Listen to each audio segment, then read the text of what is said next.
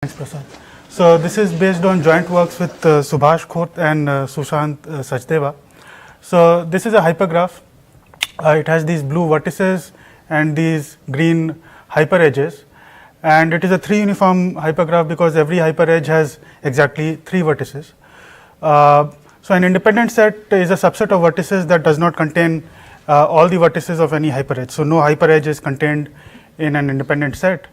So for example, these red vertices constitute a independent set. This is another independent set.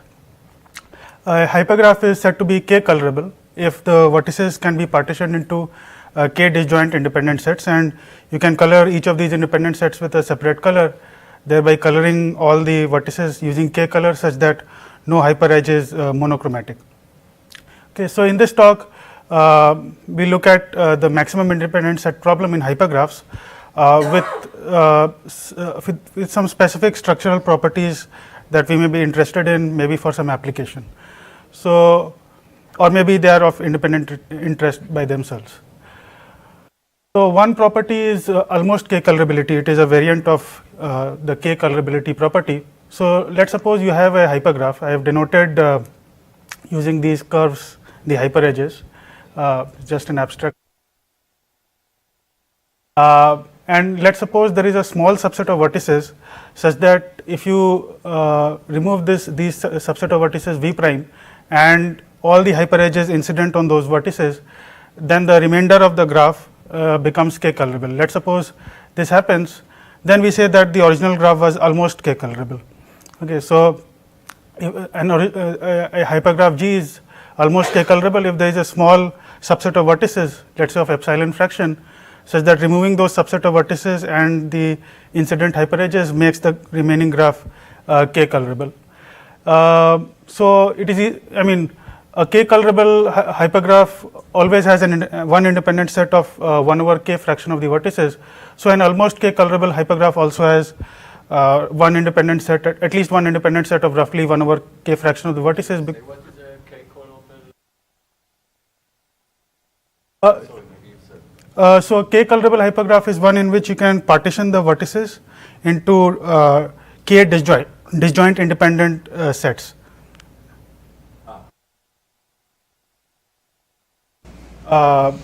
Yeah. So an almost k colorable hypergraph also is guaranteed to have a significantly large independent set. Okay. So in the first half of this talk, we look at maximum independent set in 2 colorable and almost 2 colorable hypergraphs. So Guruswamy, Hastad and Sudan and Holmgren showed that it is NP hard to find an independent set of relative size roughly 1 over log n. So relative size means the fraction of vertices in 2 colorable 4 uniform hypergraphs. So 2 colorable 4 uniform hypergraphs are also guaranteed to have at least one independent set of size half the vertices, and it is NP hard to find even these independent sets of even size 1 over log n fraction. This is what was shown earlier. And assuming the unique games conjecture, Guruswamy and Sinop showed that it is NP hard to find independent sets of size delta fraction of the vertices in almost 2 colorable 3 uniform hypergraphs. And Bansal and Khote showed that also for almost bipartite graphs, which are graphs in which you remove a tiny fraction of vertices and the rest of the graph becomes bipartite. Okay, so these are some earlier results for independent sets in 2 colorable and almost 2 colorable hypergraphs. And in recent work, we studied this problem further, and we showed in recent work with Khote, we showed the following results. So we showed that it is NP hard to find independent set of relative size 1 over 2 to the log n to the 1 minus epsilon fraction of vertices in almost 2 colorable 4 uniform hypergraphs. So this, as a hardness factor, this is a big improvement on the 1 over log n fraction earlier by Guruswamy, Hastad and Sudan and by Holmgren, but it is actually not comparable because we show it for almost 2 colorable hypergraphs and not exactly 2 colorable hypergraphs shown by them. In another result in the same work, we obtain the result of Guruswamy and Sinop unconditionally without assuming the unique games conjecture, we show that it is NP hard to find independent set of delta fraction of vertices for any positive constant delta in almost two colorable three uniform hypergraphs. And lastly, we also show that if you assume the D21 games conjecture, then we can obtain this second result for almost instead of almost two colorable, we obtain it for exactly two colorable three uniform hypergraphs. But we need to assume this D21 games conjecture, which is a variant of the unique games conjecture, a sort of variant with some crucial difference. In this talk, I'll focus on this second result and basically talk about the techniques used to prove this result, and then I'll talk about a related problem using the similar techniques and an application of that problem. Okay. So the way to prove NP hardness results is to first come up with what is called as a dictatorship gadget, and it is a toy instance of the problem that you want to study. So in this case, it will be a three uniform hypergraph over some given label set L. Okay, so think of the label set as just the integers from 1 to L. Okay, you have this label set L, it's given to you as a parameter, let's say, and you want to build a toy instance of the problem, which is a three uniform hypergraph. And you want to satisfy some properties. So roughly speaking, these two properties are important to prove the result. So you have to satisfy the yes case property, which says that for every label in the label set, you must be able to obtain a good solution corresponding to that label. In this case, it would be an almost two coloring of this this hypergraph. So for every label, you should be able to get a good solution corresponding to it. And on the other hand, the no case says that if you have a large independent set, then you should be able to sort of decode it into a small subset of this of the labels. Okay. So these are sort of converse to each other properties. So for every label you get a good solution, and every large independent set is basically some sort of a good solution, and you should be able to decode it back into a small subset of labels. So these properties are important because now you can use these properties to combine this dictatorship gadget with some constraint satisfaction problem and then prove the hardness result. But let's see how you construct this dictatorship gadget. Let's set omega to be this ground set, which consists of three symbols, star, 1 and 2, with an associated probability measure. The measure of star, so this measure is mu. The measure of star, the symbol star is epsilon for some small constant epsilon, and the measure of the symbols 1 and 2 are the same, 1 minus epsilon over 2. Okay. And now you want to create the vertex set. What is the vertex set of this gadget, which is a three uniform hypergraph? So the set of vertices is just the set of L vectors, all the L vectors, L length vectors with entries from omega. Okay, and the associated weights are just the product measure mu to the L. Okay, so this is the set of vertices, and now you want to add the hyper edges. So let's say there are three vertices U, V, and W. So they are all elements of omega to the L, such that in each, for every label I, you look at the ith coordinate, then the values given by Ui, Vi, and Wi, these three values should not be all ones or all twos. They can be, let's say, 1, 1, star, 1, 2, 2, something like that, but not all ones or all twos. And if for every three such vertices, you add a hyper edge. Okay. And this completes the construction of this dictatorship gadget. And let's see how we satisfy, how these two properties, yes case and the no case, are satisfied. In the yes case, fix any label I from the label set and create these three disjoint subsets of the vertices. Okay, this is a partition. So in the first subset is F1, where you pick all the vertices such that the ith coordinate is 1. The second subset F2 is where the ith coordinate is 2, and the third subset F star is where the ith coordinate is star. Okay, and the picture looks something like this. F1 and F2 are two disjoint independent sets of weight 1 minus epsilon over 2 each, just because of the definition of these subsets. And so no hyperedge is contained either in F1 or in F2. F star may contain some hyperedges, but it has small weight. So to see this, if there are 3 vertices u, v and w in F1, then the ith coordinate of these 3 vertices ui, vi and wi must be equal to 1, 1, 1, and therefore there cannot be a hyperedge between these three vertices, and similarly for F2. Okay. So this structure is now a good solution, because if you remove F star, then the remainder of this hypergraph is 2 colorable with these 2 color classes. Okay. So for every label I, you get a good solution to our problem, which is an almost 2 coloring. You remove a tiny fraction of vertices, which is F star of measure epsilon, and the rest of the hypergraph is 2 colorable. Okay. This is the yes case. And the no case, we want to convert an independent set, or basically if you have an independent set of significant measure, you want to extract a small subset of labels out of it. So let F be a maximal independent set with some weight delta, and we can assume that it is monotone in the following sense. If you have any vertex, any element in F, in this subset F, then if you change in any coordinate from star to either 1 or 2, you don't take it out of the subset.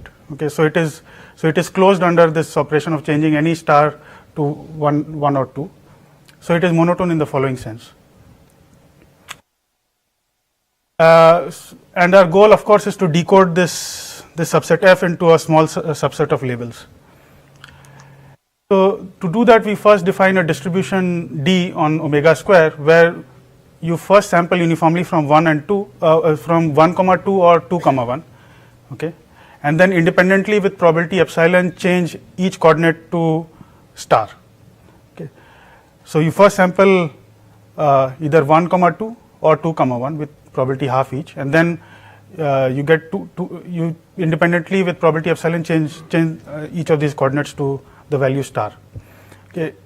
Now clearly 1 comma 1 and 2 comma 2 do not belong to the support of this distribution, and it is also easy to see that both the marginals of this distribution are identical to the probability measure mu. Okay. Then the key property is that there must be 2 vertices in this subset F such that and an associated subset of labels S such that so these are these 2 vertices, and these are all the coordinates, and this is a small subset of coordinates such that if you look at any label which is not in S, then corresponding to that label you have these 2 values ui and vi, then that tuple belongs to this support of this distribution D. Okay, so in particular it is not 1 comma 1 or 2 comma 2, and the other thing is that the size of this subset of labels is small, so it is some exponential in delta and epsilon, but it is constant compared to the size of the label set. Okay, and this is basically the decoding that we are after.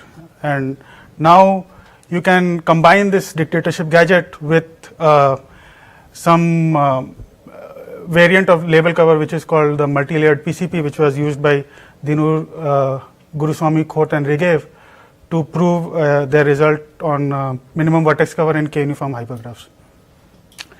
Let me just outline the Fourier analytic proof techniques used to prove this result.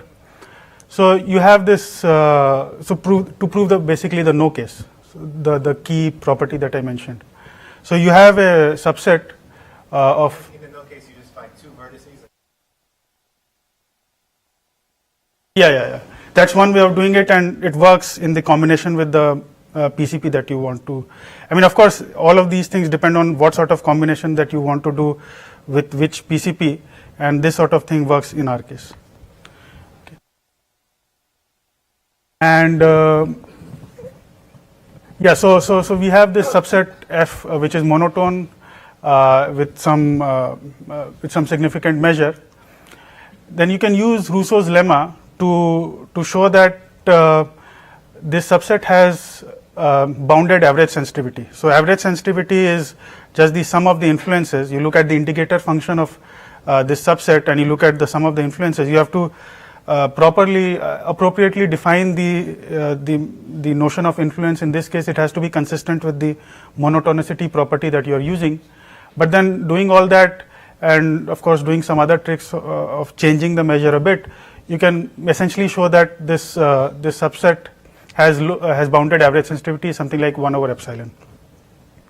And then you use Friedgut's Hunta theorem, in particular a generalization proved by Sachdeva and Tulsiani, to show that once you have bounded average sensitivity, this subset is close to a Hunta f prime on a subset of labels S.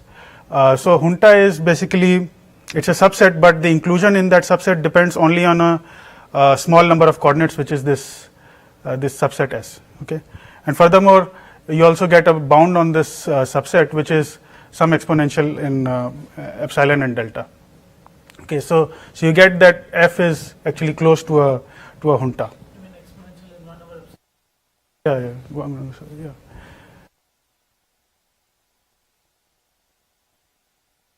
And then you can after this you can use some techniques developed by Dinur and Safra, and later used by Dinur, Khote, Perkins and Safra, to say that if you have a distribution D on omega to the k with marginals which are identical to mu, then there must exist k vertices in F such that if you look at any label I which is outside this subset S, and you look at the k values given by these k vertices u1i till uk sub I, then that k tuple of values must be in the support of this distribution D. And how do you get this? You basically set the values in this small subset of coordinates, because F is close to a Hunta f prime. Then you set the values in the small subset of coordinates S appropriately, and then you sample k different extensions of the remaining coordinates on the remaining coordinates. You jointly sample those extensions coordinate by coordinate using this distribution D, and then you use some union bound. I've hidden some details and some tricks here and there, but basically that's what you do. Okay, and you get these k different vertices, and this is the decoding that you're after. So we showed that there is one problem which is maximum independent set in almost 2 colorable 3 uniform hypergraphs, for which hardness was known assuming the unique games conjecture. But in fact you can use some more traditional techniques along with some non-unique games based label cover, and you can prove the same result. So are there other problems where the unique games conjecture can be avoided using similar techniques? So let me mention another problem. So Bansal and Khote had studied some scheduling problems, the hardness of some scheduling problems, and related it to hypergraph independent set, again in structured hypergraphs. So one problem they studied was concurrent open shop. It's a very basic problem in scheduling, in which you have n jobs, you have m machines, and every job I has a weight wi and a processing time pij on machine j, and these machines can run in parallel, and the jobs can independently be scheduled on those machines in concurrently. Okay, there is no preemption, and the goal is to minimize the sum of the weighted completion times. So this is a very basic setting in scheduling, and there is a 2 approximation known for this problem, and Bansal and Khote showed that this is tight, but assuming the unique games conjecture. And the way they showed it was they first proved a hardness result of independent set in what is called almost k-partite k-uniform hypergraph. So they showed that if you are given a k-uniform hypergraph, assuming the unique games conjecture, it is NP hard to decide whether this hypergraph, so in the yes case this hypergraph is almost k-partite, so it looks something like this. So the vertex set V can be partitioned into V prime V1 till Vk, such that the size of V prime is small, it is epsilon fraction of the total vertices. The size of V1 till Vk is are the same, and every hyperedge E has at most one vertex from any of these VIs. Okay, so a hyperedge can have one vertex from any of these VIs. It may be completely contained in V prime. It may have multiple vertices from V prime, but can have at most one vertex from V1, one vertex from V2, and at most one vertex from V sub k. It is also easy. I mean, it can be seen that if you pick k minus 1 of these large subsets, any k minus 1 of these large subsets, then that would be an independent set. So these almost k-partite k uniform hypergraphs are guaranteed to have large independent sets. So this is the yes case, and the no case is the opposite, that in fact there is no independent set of even epsilon fraction of the vertices. So determining these two sort of diametrically opposite cases, I mean not diametrically but really opposite cases, even that is NP hard, assuming the unique Gibbs conjecture. And then they use this hardness result to give a hardness reduction from this structural problem to this optimal hardness for concurrent OpenShop. Okay, this is what they do, and in joint work with Sachdeva, we actually obtain the same tight hardness factor for concurrent OpenShop without assuming the unique Gibbs conjecture, and it is also based on independent set in some hypergraphs with some structural property, but it is sort of weaker than this almost k-partite property. We call it, and at least for this talk, you can call it the k-blocked partite property.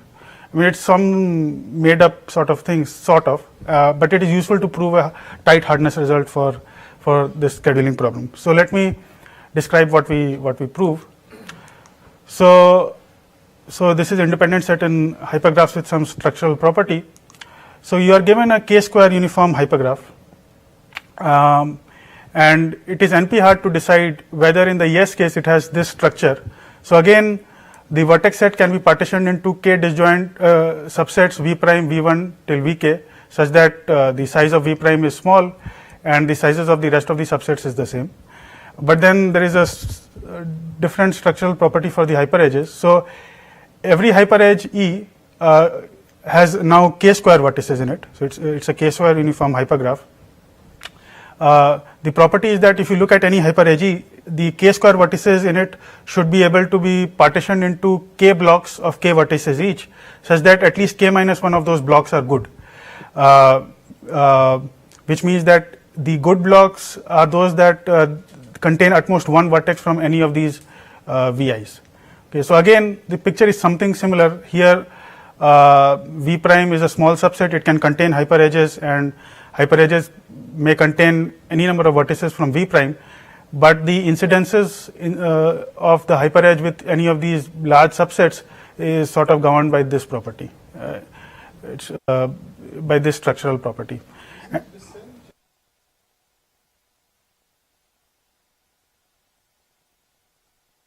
It's sort in total. So there may be one bad block. So you have k square vertices. Okay, the property is that these k square vertices can be partitioned into k blocks of k vertices each, such that k minus 1 blocks are good. So it is slightly different from. So there can be a bad block which can have k vertices from let's say just V1. So, and again these graphs also have large independent sets. So if you pick any k minus 1 of these large subsets, then the union of them is an independent set. So these graphs also have large independent sets, and the no case is the same, that there is no independent set of even small fraction of vertices. So we prove this NP hardness result without assuming the unique Gibbs conjecture, and there is a simple reduction from this to concurrent OpenShop, which I'll just show. So this is the reduction. The machines are the hyperedges. Every hyperedge in this graph is a machine, and the jobs are the vertices with unit weight, and every vertex has a unit processing time on each hyperedge that it is incident to. Okay, and this is the reduction to concurrent OpenShop, and let's see the analysis. So in the yes case, you need to come up with a schedule for each machine so that the average completion time is small, and every hyperedge E just processes its k-square jobs according to this schedule. It first processes the jobs which are in V1, they can be in arbitrary order within V1, and then V2, and then finally Vk, and then after that V prime.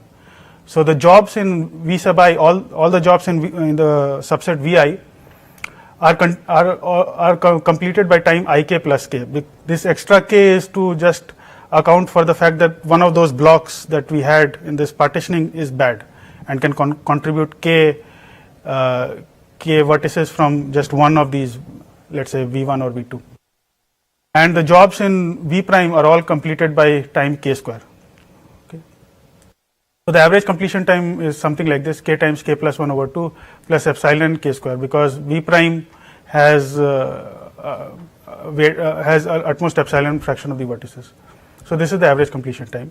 And the no case, if you look at the set of jobs which are completed by time k square minus 1, that has to be an independent set, because every hyperedge any hyperedge cannot process all of its jobs by time k square minus 1. It must require k square units of time, because it has k square jobs to process.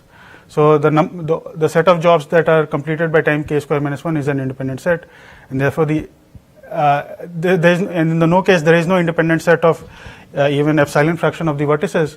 So the average completion time is at least 1 minus epsilon times k square, and then you can choose k to be large enough and epsilon to be small, and get this tight NP hardness factor for concurrent OpenShop. So this is a very simple reduction from that sort of complicated structural hardness for independent set in hypergraphs. Let me just show the dictatorship gadget that we use to prove that hardness result. So again, it's an instance of that problem, which is a k square uniform hypergraph over some label set L. Now here the ground set is a bit different. Earlier we had star 1 2, but now it is extended up till k, so it's star 1 2 till k. The measure is analogous. The measure of this symbol star is epsilon, and all the other symbols have measure 1 minus epsilon over k. The vertices are sort of different, slightly different. The vertex set is the union of these hj's, where each hj is a copy of omega to the L. So there are k different copies of omega to the L, and this is the vertex set. And now you need to add these hyperedges. So the way you add the hyperedges just corresponds to the actual pattern that you want in the yes case of the hardness result that you want to prove. This k block partite property that just gives you the way you add these hyperedges. So I'll just state it. So you select k vertices from each of these copies of omega L, these hj, such that if you look at any label I, then for at least k minus 1 of these hj's, these copies, look at the k vertices that you have selected from that hj. Then in the ith coordinate, the k different values here must have at most one value of r for every r in 1 to k.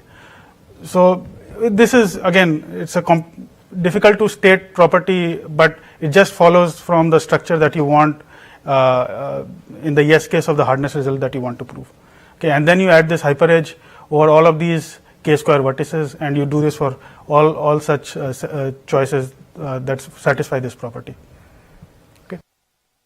So I won't go into the analysis of this. It is again similar to the previous analysis. It uses this Rousseau's lemma, the Junta theorem of Friedgut, and the techniques used by Dinur Safra et al. And then you combine this with some variant of the label cover to get the hardness result.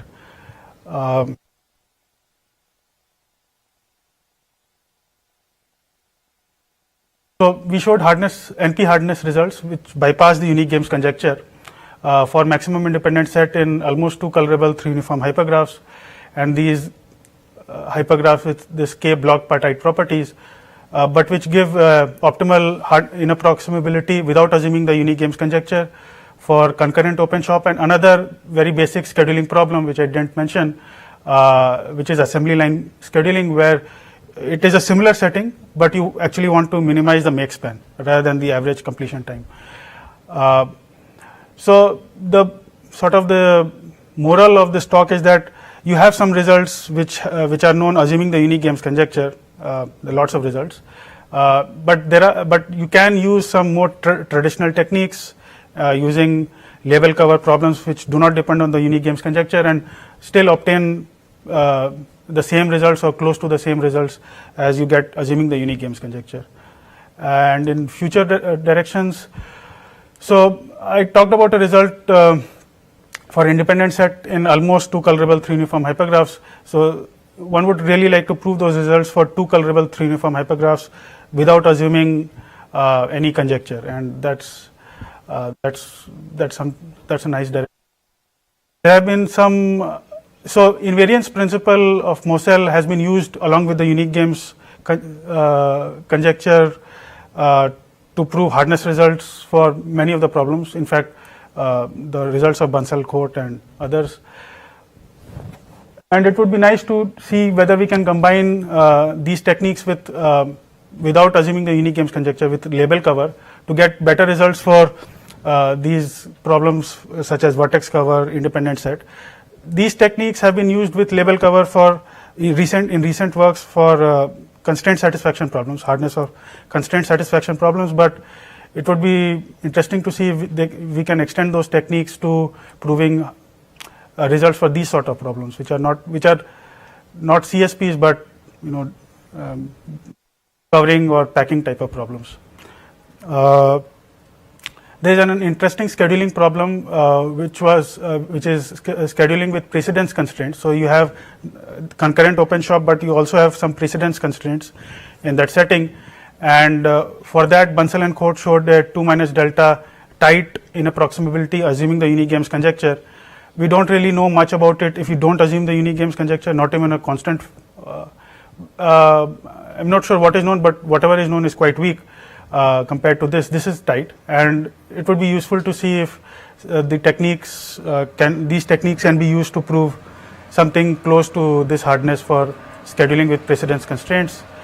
A recent work of Kumar, Manokaran, Tulsiani and Visnoy used LP integrality gaps to prove hardness results for certain covering and packing problems, but they assumed the unique games conjecture for it, and they used invariance principle based methods. There may be a way of actually getting something like this, maybe weaker, using these techniques, but it's an interesting direction also. That's it.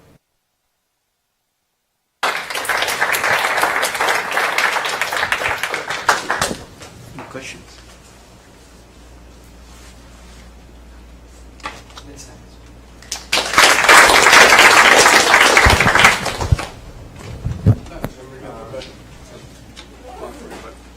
The next talk is at 1:45. That's lunch break. So there are lists outside of suggested eating places, the order of